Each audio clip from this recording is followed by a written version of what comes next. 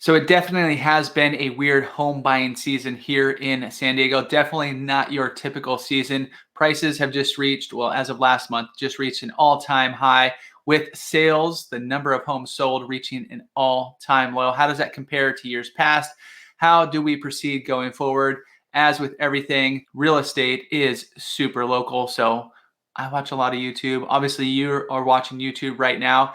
When a lot of the videos that you're seeing out there, they are national. They might focus on San Diego County as a whole, which that was where we're doing right now. Every single little zip code, every neighborhood even within a zip code might be a little bit different. So take this as a trend, as what's happening as a broad picture around San Diego County. But if you are thinking of buying or selling and making that move, it's really important to dial down into your specific situation. So we're going to get into 3 numbers, maybe a few more, that are affecting the market right now. I'll let you know what they are right now, what they've been in the past, and where they might go in the future, so that as you're planning to make your move, you will be well informed. As always, I'm Chris Erickson with the Beach Life Group right here in San Diego. And if you do need help with that buying or selling and have that specific conversation about your neighborhood, all our info is right below. So be sure to hit us up if you need anything. Feel free to reach out. So hopping right into the median sales price, the July numbers just came out, and the top line here is going to be single family homes, while the bottom line is going to be condos, townhomes, all of the attached homes. So you could see where we are as of July, which is just a few weeks back. We did trend down a little bit in July compared to June. But compare this to June, this was where the record was set, almost at $1 million for single family homes, where we hit our peak back here in April of 2022. It was $995. So while we did have a drop coming off the April highs going down all the way into December, which is pretty typical. Towards the end of the year, you will see a drop off in the median home price for the most part. This was much more dramatic than usual. Let's even go back to, let's say, a normal year, which was 2018. You can see it kind of peaks out in the summer here. Kind of August is when we do have a lot of movement in the market. That's when the most demand is. And then going September, October into December, you could see the prices do fall. Like I said, not as dramatic as they did up here. A lot of that had to do with interest rates, which we'll talk about here in a little bit to show you where they are now and how that will potentially affect the market going forward.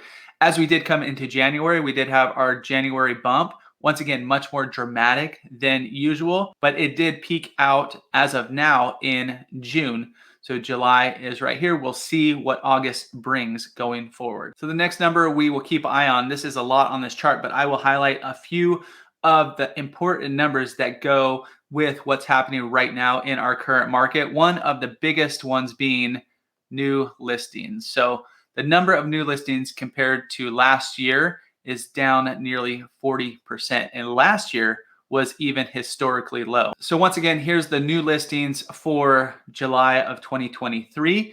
And if you look back and compare it to new listings of the past, these last few years, 2022, 2021, and 2020 were all right around that 3,000 new listings per each July. When you go back a few more years, the trend was right around 3,500 in that July timeframe. So you can see where we are now, which is 1,500. So not only are we down from last year, about 40%, we're also down from, let's say, pre-pandemic levels when we did have a lot more listings coming on in the July timeframe.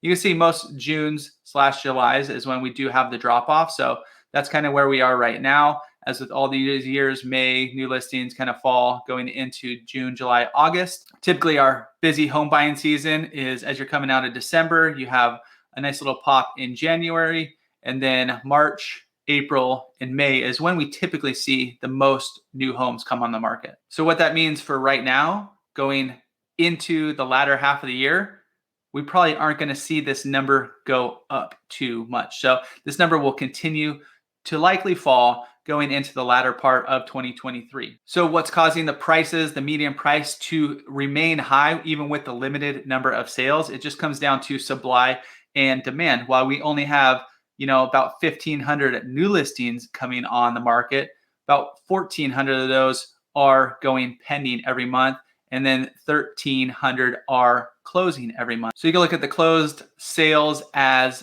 pending. Maybe they were on the market in May or June. They did close in July.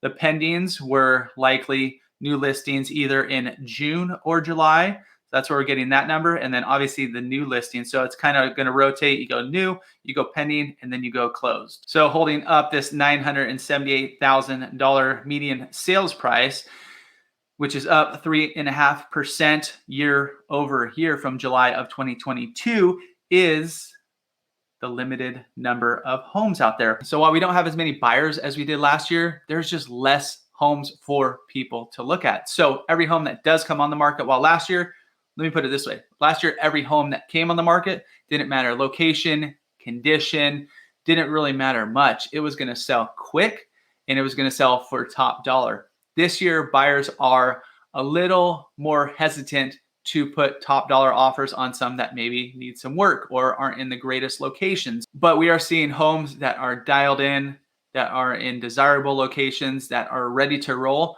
are still demanding multiple offers. We'll see if that continues into August, as we typically see less demand kind of going after the school year starts. August, everybody's getting back to school, September, and then it kind of falls off a little bit more going into the last quarter of 2023. And one of the biggest stories that's affecting both buyers and sellers, so buyers who are locked into their 3 or 4% mortgage rates don't necessarily want to move and take on a 7% mortgage rate, which they are currently, and buyers, some are waiting on the sidelines to see if and when mortgage rates do come down. So there's less buyers out there, there's less sellers out there, there's less homes on the market. It's just causing an overall weirdness to the market. And you can see here the mortgage rates have trended at least in the 6 to 7% range for quite a while, but hovering right around that 7% range, which did shut down the market quite a bit last year, but it's been there since May. So we're looking May, June,